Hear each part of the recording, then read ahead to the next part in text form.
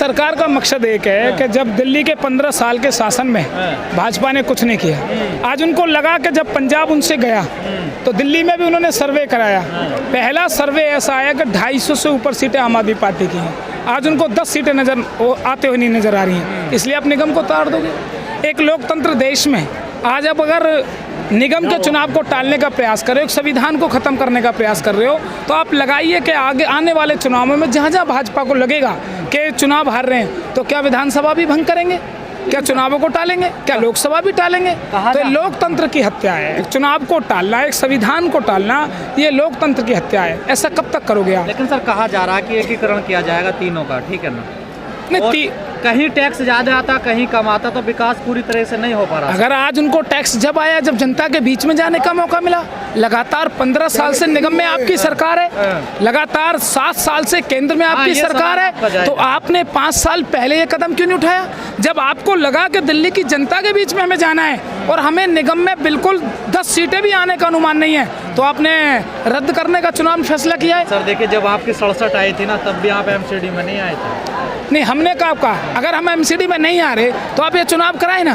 हमने तो भंग नहीं किया, हमने तो चुनाव को नहीं टाला। जब चुनाव की डेट इलेक्शन कमीशन डिक्लेयर करने वाला था और लोकतंत्र में 18 मई से पहले एक निगम का गठन होना है और उससे पहले आपने रद्द किया कि हम 3 को 1 करना चाहते हैं, तो आपको 7 साल में नजर नहीं आया। 5 साल दिल्ली की जनता पिसती रही आपके उसमें, तब आपने एक करने का प्रयास नहीं किया। तो समय मिल रहा और अच्छा रहेगा ना, मजबूती से लड़िए चुनाव पर। नहीं, हम देखिए, हम मजबूत हैं, हमें तैयारी की जरूरत नहीं है, तैयारी भाजपा को जरूरत है। भाजपा ने देखा हमारी जमीन पे बूथ तक का कार्यकर्ता हमको नहीं मिलेगा। आज आपको ताज्जुब होगा ये सुन के कि 272 सीटों में उनके पास 272 कैंडिडेट नहीं है। अगर भाजपा मजबूती के साथ आती है तो आओ ना जनता के दरबार में। इतनी बड़ी पार्टी, उसके पास कैंडिडेट है दिल्ली में, तो चुनाव में क्यों भाग रहे हैं? कराए ना निगम का चुनाव रद्द तो दिल्ली सरकार ने तो नहीं कराया। राज्य जीत कर आए हैं वो, अभी देखिए अभी 4 जीते, उससे क्या मतलब है? 4 राज्य जीत के आए, तब ये हाल है। एक पंजाब हम जीते हैं, तो निगम का चुनाव आपने रद्द करा दिया। अभी आने वाले समय में देखना कि आप स्वयं लोकसभा भी रद्द करोगे। आपको जहाँ जहाँ लगेगा, मैं आपसे यही कहना चाहता हूँ कि देखिए, जब संविधान देश में बना और लोकतांत्रिक है, आपको हार नजर आई तो आपने रद्द कर दिया। कल को तो ऐसे किसी स्टेट में अगर आप हारते नजर आओगे तो आप उसको भी रद्द करोगे। लोकसभा में आप आओगे तो हारते नजर आओगे, उसको भी रद्द करोगे क्या? ये लोकतंत्र प्रक्रिया है, इसको होने दें। संविधान है, उसको होने दें। निगम का गठन एक दिल्ली के अंदर होना, उसको होने दें। और मैं फिर कहता हूँ कि 5 साल से आपको 3 करने की एक नज़र नहीं आई। जब देखा कि आपकी ज़मीन खिसक गई है तो आपको 3 की 1 याद आ गई। वो उन्होंने कहा एमसीडी में हमने विकास किया है, काम किया है, गंगा बह रही है, विकास सर गंगा बह रही है तब चुनाव टाल रहे हैं, अगर गंगा नहीं बहती तो क्या करते हैं?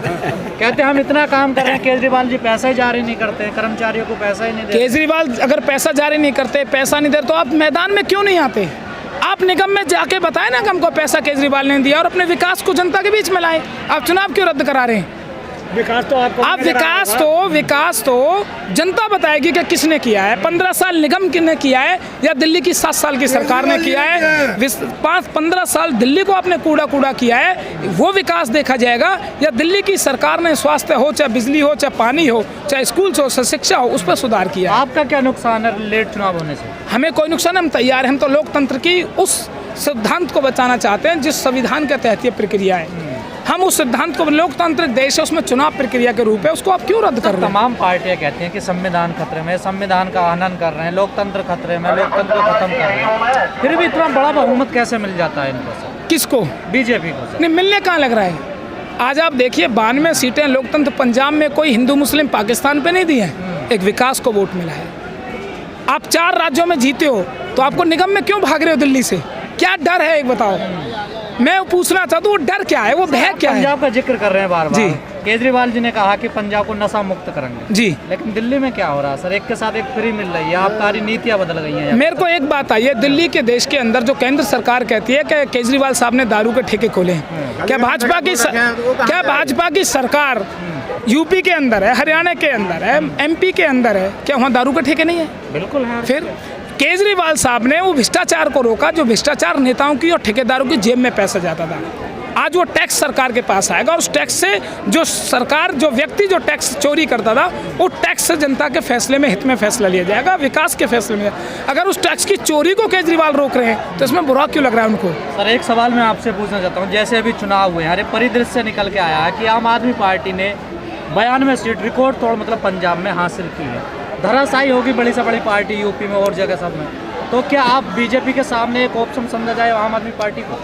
देखिए, देश की पहली ऐसी पार्टी है, अगर कांग्रेस और भाजपा को छोड़ दिया जाए, कांग्रेस तो खत्म सी होगी, चाहे चंद्रबाबू नायडू को लगा लीजिए, चाहे ममता बनर्जी को लगा लीजिए, चाहे नीतीश जी को लगा लीजिए, चाहे लालू जी को लगा लीजिए, चाहे प्रकाश सिंह बादल को लगा लीजिए, कैप्टन साहब को लगा लीजिए, देश के अंदर पहली ऐसी पार्टी है जो दूसरे स्टेट में सरकार बनाई है। और केजरीवाल जी के लिए वही अब क्या केजरीवाल साहब पे लोगों ने विश्वास जताया, लोगों को लगा है कि जो केजरीवाल कहते हैं वो काम करते हैं, और ये विकास के अपने क्षेत्र के और अपने स्टेट के राजनीति के विकास के लिए वोट किया है।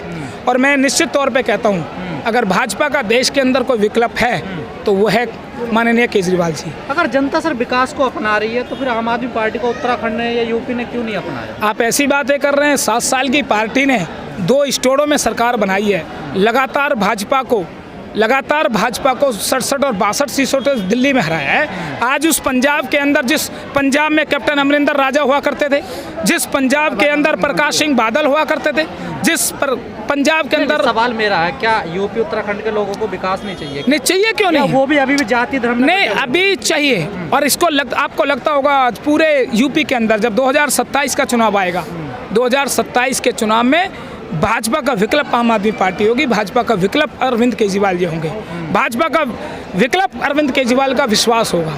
और पूरे देश के अंदर अब पार्टी बहुत विस्तार से होगी और नीति जो विकास की नीति पे काम किया है। और माननीय केजरीवाल साहब ने दिल्ली के अंदर चुनाव में कहा कि अगर मैंने काम किया तो वोट देना। लोग आम पे ताना कस रहे हैं कि यहाँ दिल्ली में लोग जलकर मर गए हैं और केजरीवाल जी पंजाब में जाकर रोड शो कर रहे हैं, इतना ही प्यार करते हैं दिल्ली की जनता को। दिल्ली की जनता ने किसने कहा प्यार नहीं करते केजरीवाल? अगर दिल्ली लोग तंज कस रहे हैं। नहीं, लोकतंत्र वो कस रहे हैं जिनको दिल्ली में सत्ता नहीं है। केजरीवाल साहब को अगर प्यार नहीं करते तो 70 में से 62 सीट नहीं मिलती। केजरीवाल साहब को लोग अगर प्यार नहीं करते तो भाजपा निगम के चुनाव कराने से डर के भाग नहीं रही होती। लगता है कि केजरीवाल से दिल्ली के लोग प्यार करते, क्यों भाग रहे हो आप? जनता के बीच में आई ना, माननीय अरविंद केजरीवाल साहब आ रहे हैं। अगर मैंने दिल्ली के लोगों को प्यार नहीं करता और मैंने काम नहीं किया तो निगम में चुनाव कराए, क्यों भाग रहे हैं आप?